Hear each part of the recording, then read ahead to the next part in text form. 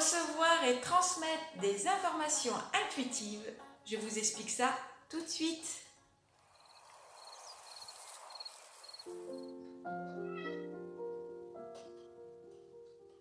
Alors vous vous souvenez, la communication animale intuitive, c'est le langage universel. Je vous en ai parlé dans la dernière vidéo qui se trouve juste ici. Ce qui veut dire que si vous parlez français, espagnol ou anglais, peu importe, et que l'animal à qui vous voulez communiquer n'a pas encore entendu votre langue, par rapport parce que vous venez de l'adopter, pour X raisons, ou parce qu'il est dans un autre pays que vous voulez communiquer avec. Tout ça pour vous dire que la communication sera parfaitement établie. Ce ne sera pas un sujet de blocage, ce ne sera pas une difficulté. Alors pourquoi? Tout simplement car elle est transmise instantanée par des informations ressenties, des sensations. C'est comme l'électricité, vous ne le voyez pas, mais pourtant elle circule. Ces sensations n'ont pas besoin de traduction, car avec elles on sait ce qu'on ressent. On peut aussi dire que la communication animale n'a ni la notion du temps, ni la notion de l'espace. Comparé à notre langage parlé, bien sûr. On sait que quand on parle au présent. Ce qui veut dire qu'avec la communication, avec ton intuition, tu peux donc t'en servir pour ressentir des choses qui appartiennent donc au passé, qui appartiennent au présent et qui appartiennent au futur. Donc, il n'y a pas de frontières, pas de limite à ce niveau. C'est pour cela, à mon sens, qu'il est facile de communiquer à distance et aussi à communiquer avec des animaux décédés.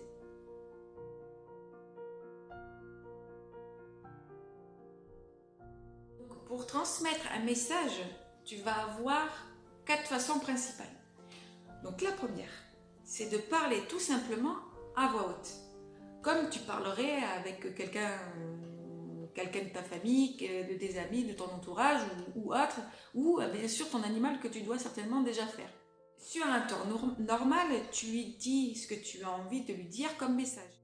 N'oublie pas, comme je t'ai expliqué dans les autres vidéos, tu dois être fluide, sans jugement et avoir cette force d'attention.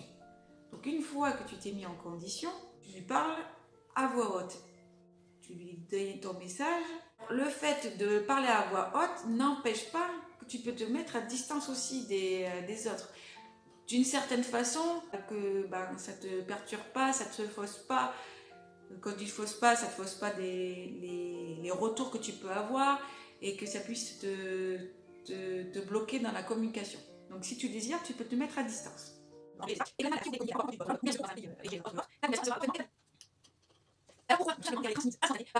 deuxième façon, c'est celle de communiquer par la pensée. Elle implique à se concentrer davantage. Tu peux aussi fermer les yeux si ça t'aide pour être moins distrait. Très intéressante aussi quand on veut être plus discret. Ou alors aussi tu te trouves au milieu d'un groupe qui communique aussi. On ne peut pas parler en même temps. Donc cette façon de communiquer est très intéressante aussi pour ça. Elle est très intéressante aussi quand tout le monde dort. C'est-à-dire, je t'explique, le chien du voisin n'arrête pas d'aboyer la nuit. Donc tu te dis, quitte à pas dormir, je vais faire une communication. Ceci dit, il faut toujours demander à l'animal s'il est d'accord. Et si c'est la première fois, il faut quand même que tu te présentes, quoi. Enfin, tu peux pas arriver comme ça, faire une communication, bonjour, arrête d'aboyer, c'est pas possible. Une fois que tu auras répondu à ses attentes, à ses besoins, tu seras surpris des résultats et même que tes nuits seront plus apaisantes. Donc troisième façon, c'est par l'image. Il suffit de fermer les yeux et représenter par une image ce que tu veux lui transmettre. Par exemple, tu veux dire à quel point tu aimes ton animal de compagnie, tu lui représentes par un énorme cœur. Ou alors, tu veux lui savoir s'il veut se promener ou s'il veut aller dans son endroit préféré, ben voilà, tu visualises l'endroit. Et il y a aussi une autre forme, c'est-à-dire que tu peux y ajouter une pensée, c'est-à-dire que par exemple, on prend l'image de l'endroit préféré, donc tu lui envoies cette image et en même temps, tu fais une forme de pensée, est-ce que tu veux y aller?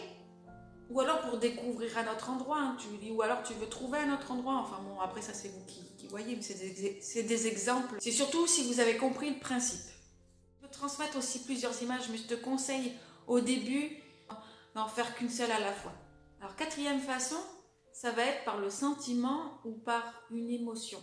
Cette façon, elle est très pratique pour calmer ou rassurer un animal. On n'agresse pas avec des mots, des images. De toute manière, il est très probable que tu ne réussisses pas à avoir quelque chose de sa part s'il est enfermé dans ces émotions-là. Donc d'abord on calme, on réconforte, ensuite on voit ce qu'on peut faire. D'accord avec moi, Mimi?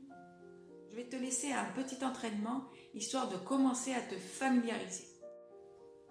Transmets à ton animal de compagnie l'image d'un objet qu'il adore. D'abord tu te concentres, tu émets cette forte intention, ensuite tu fermes les yeux, visualise l'image qui traverse l'air jusqu'à lui, et ensuite tu visualises qu'il reçoit l'image que tu lui as transmise.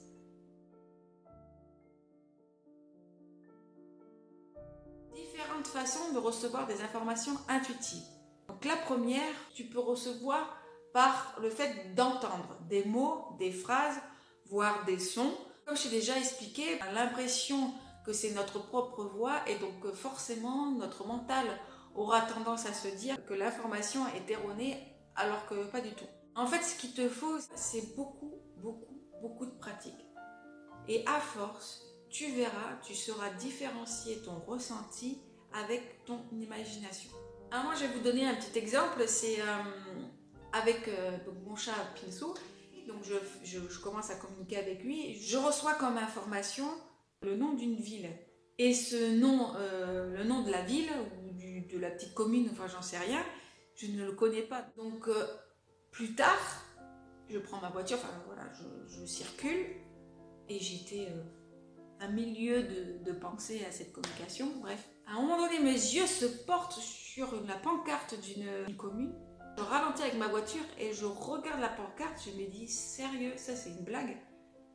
Le nom de la ville qui m'avait dit, alors c'était pas une ville, hein, c'est une petite commune, et celle-là elle est bien bonne parce que je connaissais pas du tout et j'étais persuadée que c'était le fruit de mon imagination tout simplement. Et non, en fait compte cette ville existe vraiment. Et donc je lui suis dit qu'il avait eu cette vie, ce qui me choque pas vraiment en fait. Et ce qui est tout à fait, bah oui, hein, tu connais toi, tu connais l'histoire. Alors deuxièmement, c'est ressentir les émotions. Tu vas recevoir l'information par un ressenti, une sensation, voire une émotion. Alors ça peut être de la colère, une tristesse, une joie. Et ça peut être aussi par une chaleur ou un picotement. Bref, c'est assez varié, mais ce sera en relation avec ce que tu lui auras demandé. Troisièmement, voir mentalement les informations, soit par une simple image ou bien par une série, un peu comme un court-métrage qui défile. Là, je te conseille les yeux fermés, ce sera beaucoup plus simple, surtout au début. Quatrièmement et dernière façon des plus courantes, c'est de ressentir le goût et l'odeur. Ce sont des retours d'informations très utilisés pour savoir ce qui entoure l'animal, si on veut le retrouver, ou alors pour savoir ce qu'il a mangé, qui l'a rendu malade, ou bien tout simplement de quoi il aurait envie de manger. D'ailleurs, je vais te laisser encore un petit entraînement. Alors ferme les yeux et transmets-lui la demande de ce qu'il aime manger, ce qu'il aime par-dessus tout. Ensuite, laisse venir. Tu recevras sans doute par le goût, mais peut-être aussi par une odeur, voire même une image. Tu laisses venir. Tu ne contrôles pas, tu laisses. Une fois que tu as posé ton intention, tu laisses venir. D'accord ?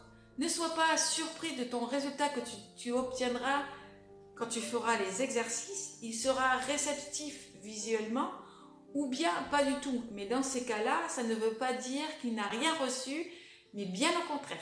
Donc regarde et sois bien attentif. Par contre, n'oublie pas avant de commencer, sois dans un état d'apaisement, fais-le avec l'intention Et chose très importante, on ne communique pas avec un animal sans son accord. Donc la première question à poser sera s'il est d'accord pour communiquer à cet instant avec toi. De même que quand vous avez fini une communication animale, le remercier est une logique et ça permet de fermer le lien. Un peu comme si vous appuyez sur le bouton de raccrocher du téléphone. Voilà, n'hésite pas à me dire tes retours en commentaire ou bien si tu as d'autres questions. On se retrouve dans la prochaine vidéo. Je te parlerai de certaines difficultés qu'on peut rencontrer lors d'une communication animale. Je te fais de gros bisous. Salut à tous!